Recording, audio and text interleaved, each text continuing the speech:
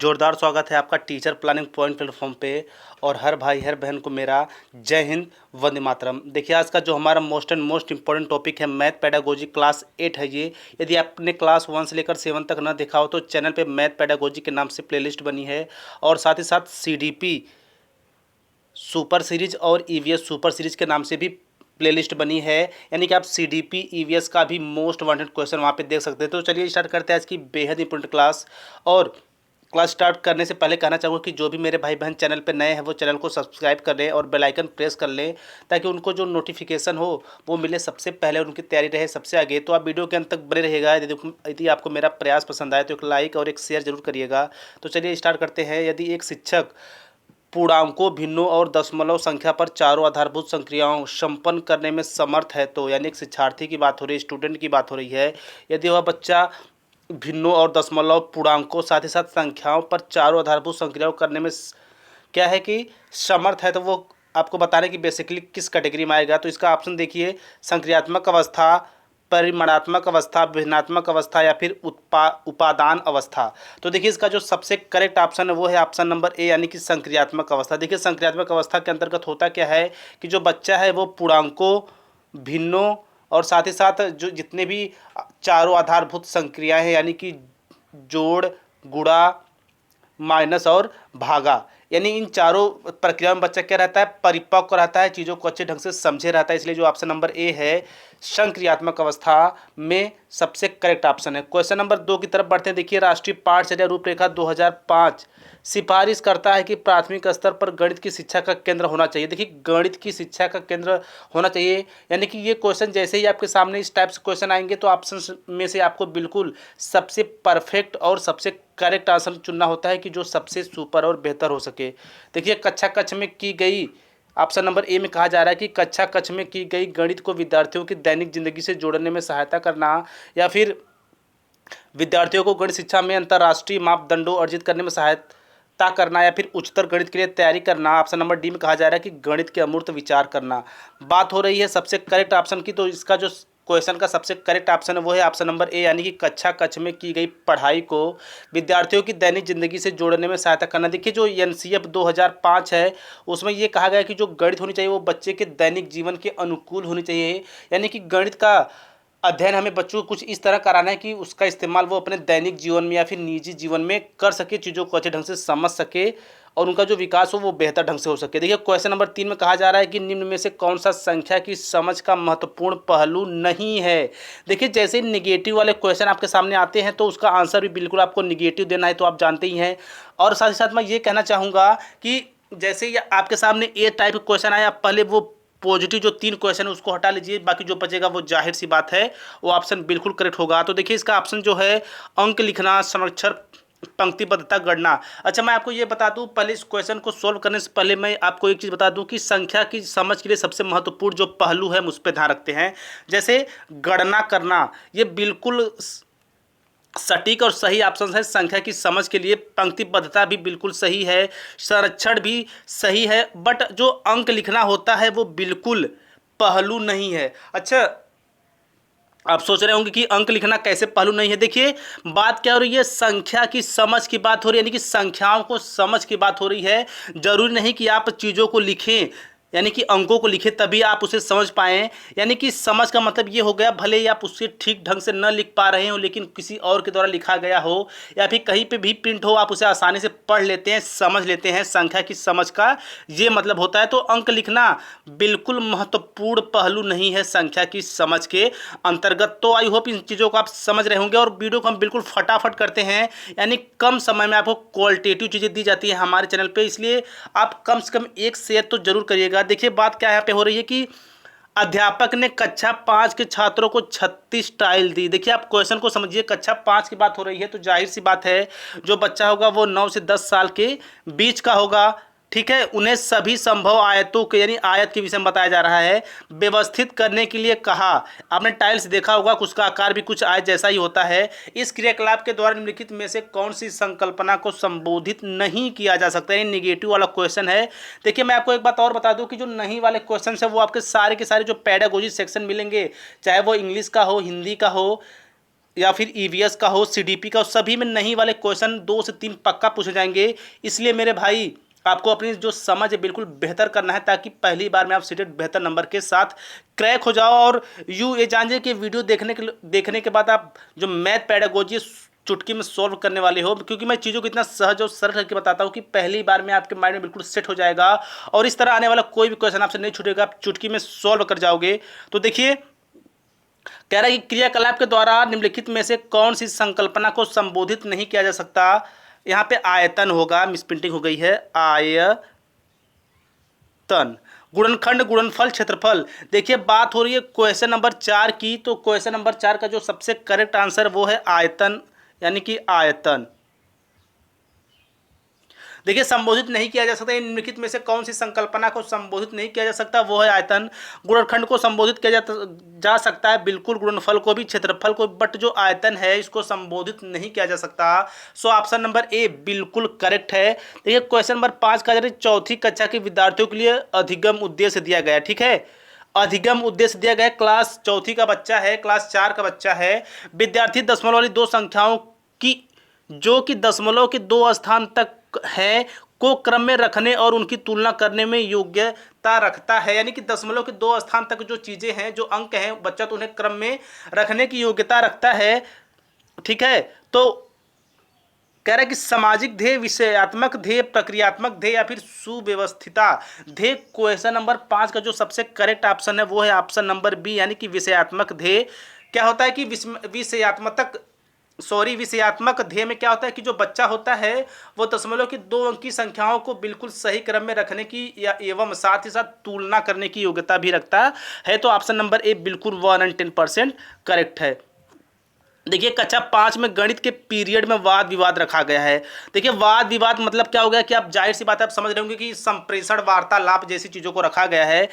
अब संप्रेषण किस पे हो रहा है कि शून्य सबसे अधिक प्रभावशाली संख्या है। इस पे क्या होगा, क्लास के पीरियड में वाद विवाद रखा गया है। कक्षा 5 की यहाँ पे बात देखिए, क्लास जिस भी क्लास को लेकर क्वेश्चन पूछा जाए उस क्लास को आप बिल्कुल माइंड में रखिएगा, क्योंकि उस क्लास को आपको अपने माइंड में रख के ही ऑप्शन को चूज करना होता है। तो यह क्रियाकलाप बच्चों को प्रोत्साहित करता है। तो देखिए इसके ऑप्शन, वे समस्या हल करने में जिन संख्याओं के अंत में शून्य हो या फिर मित्रों के सहयोग देने में, विश्लेषण और संप्रेषण में, वे संख्या लिखने में या शून्य में। तो देखिए इसका देखते ही आपको ऑप्शन समझ जाना चाहिए। इसका आंसर बेहद ईजी है, ऑप्शन नंबर सी, यानी कि विश्लेषण और संप्रेषण में ऑप्शन नंबर सी बिल्कुल 110% करेक्ट है। अच्छा, विश्लेषण और संप्रेषण में देखिए, जब जैसे मान लीजिए कोई क्लासरूम है, उसमें कोई सर या मैम बच्चों को जैसे ही वाद विवाद जैसी चीज़ों पे लाके रखते हैं या फिर वाद विवाद क्लास में प्रारंभ कराते हैं, तो क्या होता है कि बच्चा विश्लेषण करता है।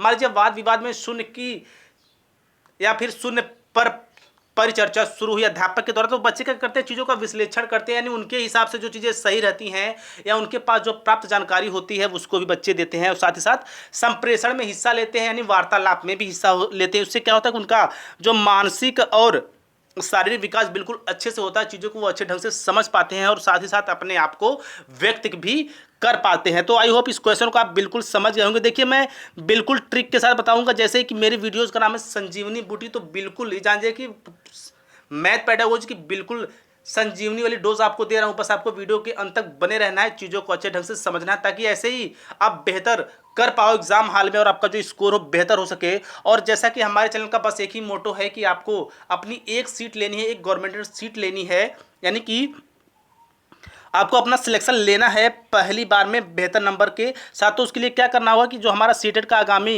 एग्जाम है उसकी बेहतर तैयारी, नहीं कम समय में अच्छी तैयारी के लिए हमारे चैनल के साथ जुड़िए और अपनी तैयारी को उम्दा और एक परफेक्ट विकल्प दीजिए। देखिए सबसे इंपॉर्टेंट क्वेश्चन इससे तो एग्जाम के प्रत्येक सेशन में क्वेश्चन बनता है। देखिए यदि एक शिक्षार्थी को संख्याओं और परिकलन में समस्या हो रही हो तो उसमें असमर्थता हो सकती है, जिसका नाम है, देखिए मैं आपको क्वेश्चन समझा देता हूँ, आप क्वेश्चन को पढ़ते पढ़ते ही ऑप्शन को बिल्कुल करेक्ट जो ऑप्शन होगा उसकी तरफ पहुँच जाएंगे। तो देखिए यदि एक शिक्षार्थी संख्याओं और परिकलन में समस्या हो रही है, संख्याओं और परिकलन में समस्या हो रही है मतलब क्या हो रही है, यानी कि वह संख्याओं को लिख नहीं पा रहा है, साथ ही साथ ना ही उन्हें परिकलित कर पा रहा है, ना ही उन्हें पढ़ पा रहा है। तो इसमें पूछा जा रहा है कि उसकी असमर्थता किसमें हो सकती है? दृश्य स्थानिक संगठन में असमर्थता ऑप्शन ए में कहा जा रहा है। बी में कहा जा रहा है कि पठन अक्षमता यानी डिसलेक्सिया, लेखन क्षमता यानी डिस्ग्राफिया, या फिर ऑप्शन नंबर डी गणित अक्षमता डिसकैलकुलिया। देखिए मेरे भाई, वह संख्या और परिकलन में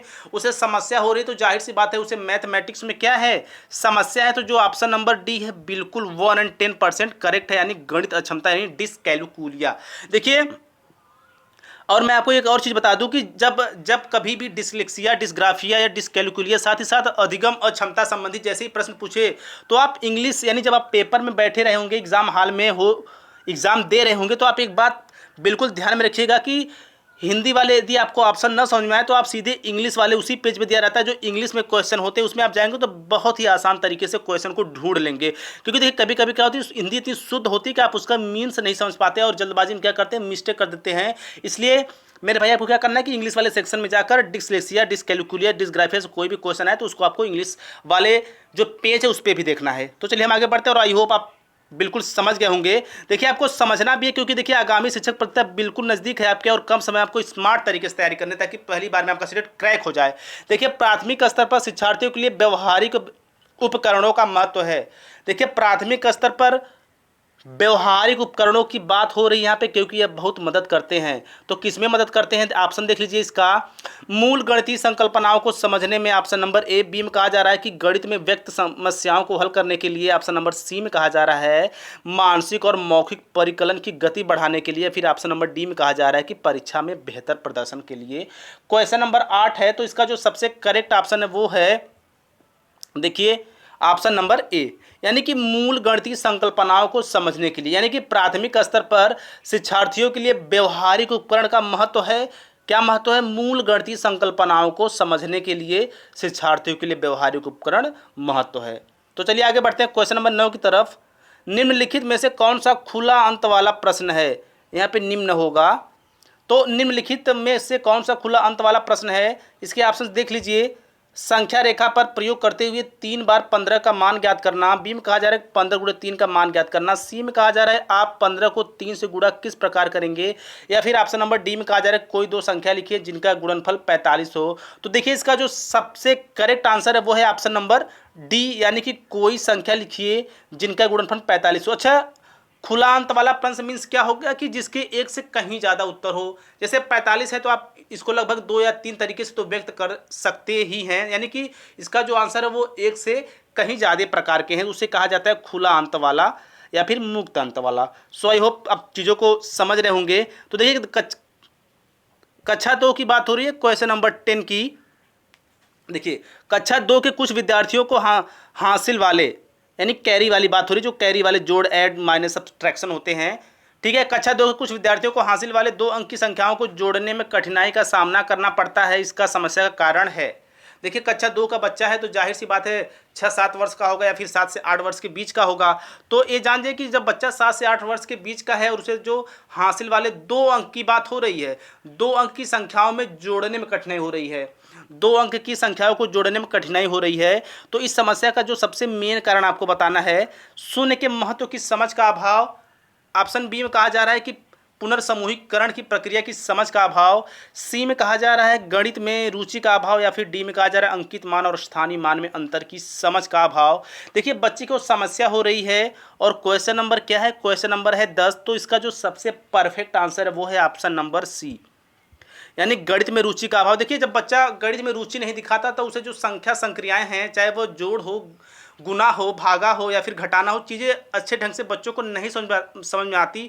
इसलिए जरूरी है कि बच्चे की रुचि रहे ताकि वो चीज़ों को अच्छे ढंग से सीख पाए। तो बेसिकली ये क्वेश्चन में पूछा क्या जा रहा है कि समस्या का मेन कारण क्या है, वो है गणित में अरुचि का अभाव, यानी कि बच्चे को गणित में रुचि नहीं है।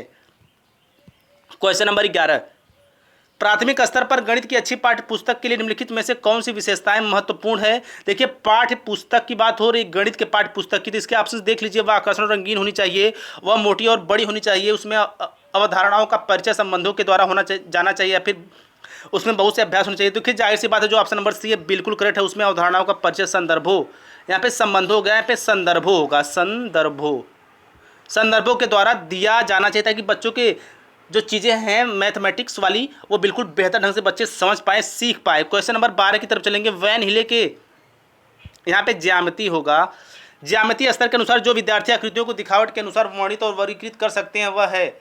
आज के ऑप्शन देखिए, वेन हिले से क्वेश्चन पक्का पूछा गया। यदि आपने प्रीवियस ईयर सॉल्व किया होगा तो आपने देखा होगा कि वेन हिले से पूछा जाता है। तो इनका जो स्तर देखिए, स्तर 3 है, औपचारिक निगमन स्तर 0 है, मानसिक चित्रण स्तर 1 है, विश्लेषण या फिर ऑप्शन डी है स्तर 2 अनौपचारिक निगमन। देखिए इसका जो सबसे करेक्ट आंसर है वो है ऑप्शन नंबर सी, यानी कि स्तर 1 पे वो बच्चा है, यानी विश्लेषण स्तर पे वो है।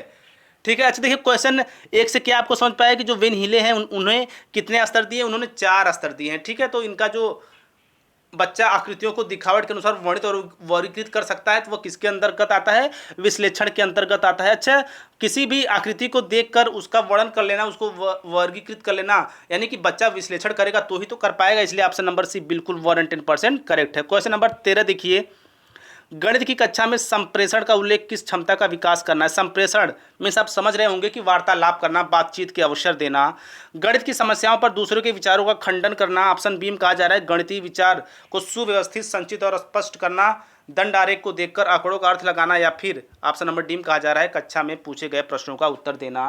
क्वेश्चन नंबर 13 का जो सबसे सटीक और सबसे सुपर ऑप्शन है वो है ऑप्शन नंबर बी, यानी कि गणितीय विचार को सुव्यवस्थित, संचित और स्पष्ट करना। देखिए मेरे जो भी मेरे भाई बहन इस वीडियो को देख रहे हैं, आप एक बात समझ लीजिए बढ़िया ढंग से कि आपको क्वेश्चन के अनुसार वही ऑप्शन चूज करना जो सबसे बेहतर हो। यानी कि यदि ऑप्शन नंबर बी देखा जाए तो ये सबसे बेहतर है बाकी 3 की अपेक्षा, यानी कि 3 जो ऑप्शंस हैं वो बिल्कुल अलग हैं ऑप्शन नंबर बी से। यानी कि ऑप्शन नंबर बी एक ऐसा ऑप्शन है जो सारी चीज़ों को अपने अंदर समाहित किए हुए है, यानी कि क्वेश्चन पॉइंट ऑफ व्यू से सबसे सटीक और सुपर ऑप्शंस कौन है? बी है। सो आई होप आप ये आपको वीडियो जरूर आपको पसंद आई होगी। सो मैं एक बार आपसे फिर कहना चाहूँगा कि चैनल पे जाइए, वहाँ पे मैथ पेडागोजी, साथ ही साथ CDP super series, EVS super series के नाम से 3 प्लेलिस्ट हैं, वहाँ पे जाइए और सारी की सारी वीडियो देखिए। सो मिलते हैं नेक्स्ट पार्ट पे।